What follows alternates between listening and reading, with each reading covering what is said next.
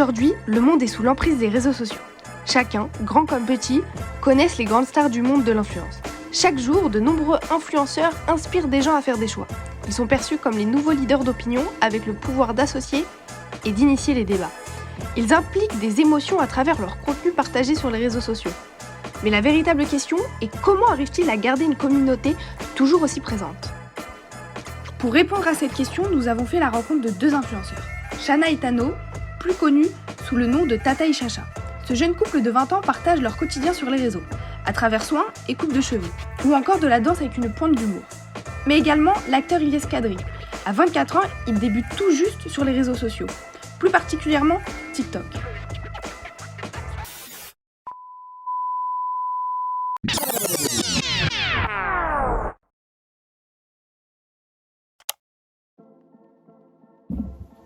Salut, c'est Tati Chacha, on a 20 et 21 ans.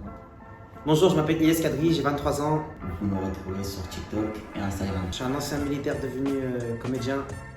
Je me suis engagé à l'âge de 17 ans, après le lycée. Et par la suite, j'ai vraiment aimé ce que je faisais. Et un jour, je suis tombé sur une annonce de casting pour un long métrage.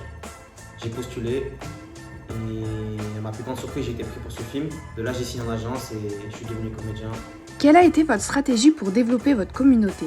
Franchement, j'ai pas eu de stratégie particulière, mais dès que je me suis lancé dans le cinéma, j'ai beaucoup aimé en fait jouer, créer du contenu, etc. Donc à partir de là, j'ai eu l'idée de faire des vidéos, de me mettre en scène et de mettre ça sur les réseaux. Ça s'est fait naturellement en réalité. Comment réussissez-vous à gérer votre temps entre votre famille, votre travail et vos réseaux sociaux ? En fait, je ne me donne pas d'horaire pour faire telle chose ou telle chose. Moi, je fais tout au feeling. Quand j'ai une idée de vidéo, je le fais. Ensuite, quand j'ai des tournages, je suis sur le plateau. Avez-vous un métier ou une autre activité que votre travail d'influenceur ? Oui, personnellement, je fais du foot et on est en études. Et moi je travaille à Carrefour et je suis à la fac. Ça fait depuis 2019 que je suis acteur. J'ai signé en agence chez un média. Donc depuis 2019, je vis de ça. Je suis intermittent du spectacle. Ensuite, à côté, je suis créateur de contenu sur les réseaux sociaux, surtout sur TikTok. Et avec TikTok, ça permet de gagner un peu d'argent en plus. Si vos visuels et vos photos sont réalisés par vous-même, quel matériel utilisez-vous ? Oui, par nous, Les téléphones, les ring lights, ce qu'on a.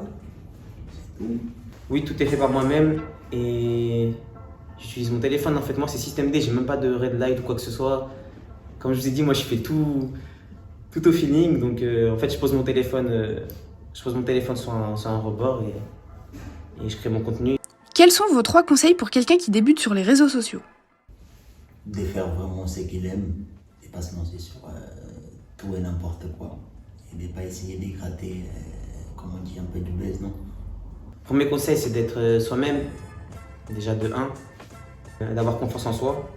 De 2, je pense qu'il faut aussi créer quelque chose qui n'a pas été fait. Voilà, montrer son univers à soi, montrer son propre univers. Et 3, ne pas avoir peur du ridicule. Ah, mais c'est vrai. Le ridicule ne tue pas. Qu'aimeriez-vous entreprendre ou faire évoluer par la suite dans votre vie d'influenceur ?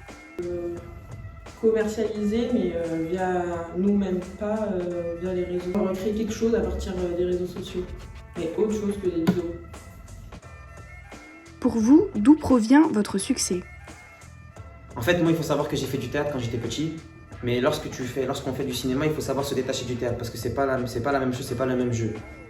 Donc moi, j'ai réussi en fait à établir un jeu, naturel et non théâtral. Et je pense que c'est ça qui plaît en fait. Quand je joue, je cherche en fait je m'inspire en fait de mon vécu, de moi-même, et je le coordonne avec la situation, avec la situation de jeu qu'on me demande. Mis à part d'être un couple mixte et de montrer dans les vidéos assez d'amour, etc., je pense que c'est le fait d'être naturel. Travaillez-vous avec des marques ? Si oui, lesquelles ? On a déjà travaillé avec, dernièrement on a fait Roborock, Revlon, Revlon. On a fait Shine aussi. Sochey, Ouais, Sochey. Bou. Bou. Après, Mercedes. Parfum. Mercedes. Voilà. Pourquoi s'être lancé sur les réseaux sociaux ? Je me suis lancé sur les réseaux sociaux parce que de base, on a tous des réseaux sociaux pour établir des connexions avec des gens. Et ensuite, pourquoi j'ai créé du contenu et pourquoi j'ai mis en avant mon contenu sur les réseaux sociaux, c'est, comme je vous l'ai dit, c'est par passion. Parce que j'aime bien faire rire les gens, j'aime bien me mettre en scène. De base, c'est moi qui m'amusais toute seule et après Tano il a fait une vidéo avec moi. Et les gens ils ont bien aimé, du coup on a continué nous deux. Donc en fait on ne s'est pas lancé pour se lancer, on s'est lancé parce que c'était bien. Et après ça a suivi, donc on a continué, etc. Comment pouvons-nous garder une communauté dans la durée ? Je pense que pour garder une communauté dans la durée, il faut proposer à chaque fois quelque chose de nouveau et de se renouveler à chaque fois et pas toujours faire les mêmes choses et se détacher des autres aussi. Se vraiment détacher des autres, c'est important. Il faut que vraiment les gens en fait s'identifient à vous et à votre univers. Comment trouvez-vous l'inspiration pour créer du contenu ? Moi, je m'inspire beaucoup de ma ville originaire et je fais beaucoup de contenu sur Lyon. En fait, je me moque un peu entre guillemets de ma ville et des gens de ma ville. C'est vraiment Lyon, c'est ma vie quotidienne, c'est ce que je vois en fait qui m'inspire. Et ensuite, ça me donne des idées et je les retranscris en vidéo. Et naturellement, ça sort tout seul.